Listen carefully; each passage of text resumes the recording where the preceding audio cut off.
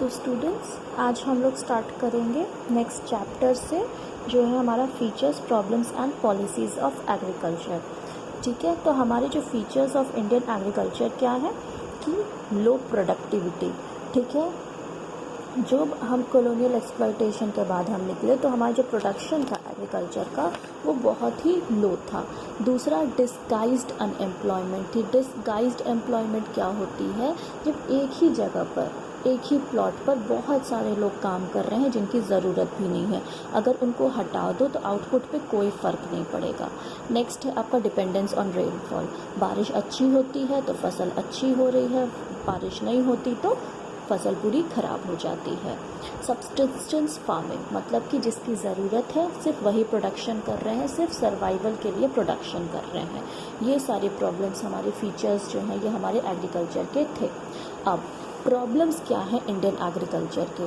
पहला, lack of permanent means of irrigation. हमेशा बारिश पे ही डिपेंडेंट होना, या कभी कोई कैनल बना दी तो बना दी, लेकिन इरिगेशन फैसिलिटी जो है वो बहुत ख़राब रही है, जिसकी वजह से इतना प्रॉब्लम फेस करना पड़ा है। लो प्रोडक्टिविटी का, डेफिशिएंसी ऑफ फिनेंस। जो फार्मर्स हैं उनके पास पैसे की कमी होती है, जो भी बेसिक नीड होती है फार्मिंग के लिए वो उनके पास नहीं होते उसके लिए पैसे, जिसकी वजह से उनको सफ़र करना पड़ता है। कन्वेंशनल आउटलुक मतलब कि जो नए टेक्निक्स हैं, टेक्नोलॉजी हैं, उनको ये अडॉप्ट ही नहीं करते। स्मॉल एंड स्कैटर्ड लैंड क्या है कि एक जगह पे छोटे छोटे टुकड़ों में लोगों के पास लैंड है, एक जगह पे ज़्यादा है ही नहीं कि एक बार में अच्छे से उस पर हम प्रोडक्शन कर सकें। अब इसके लिए क्या हुआ, एक एग्रेरियन रिफॉर्म लाया गया, रिफॉर्म इन इंडियन एग्रीकल्चर। ठीक है, उसका नाम दिया गया एग्रेरियन रिफॉर्म। इस एग्रेरियन रिफॉर्म को 3 पार्ट में बांटा गया जो हमें रिफॉर्म की ज़रूरत है। पहला, एग्रीकल्चर में हमें टेक्निकल रिफॉर्म की ज़रूरत है, जहाँ पे use of HYV seeds, use of chemical fertilizers, use of insecticide, pesticide, scientific farm management, mechanized means of cultivation, इन सब चीज़ों की ज़रूरत है। वहीं इंस्टीट्यूशनल रिफॉर्म्स में आते हैं, एबॉलिशन ऑफ इंटरमीडिएट्स, जो महाजन्स हैं उनको हटा दो, regulation of rent, consolidation of holding, मतलब सबको जो है अगर उनका लैंड उनके हिस्से में है तो उनके पास हो कि वो उस पर प्रोडक्शन कर सकें। उसके बाद कोऑपरेटिव फार्मिंग मतलब एक दूसरे को साथ मिलके हम एक दूसरे के प्लॉट पे फार्मिंग करें।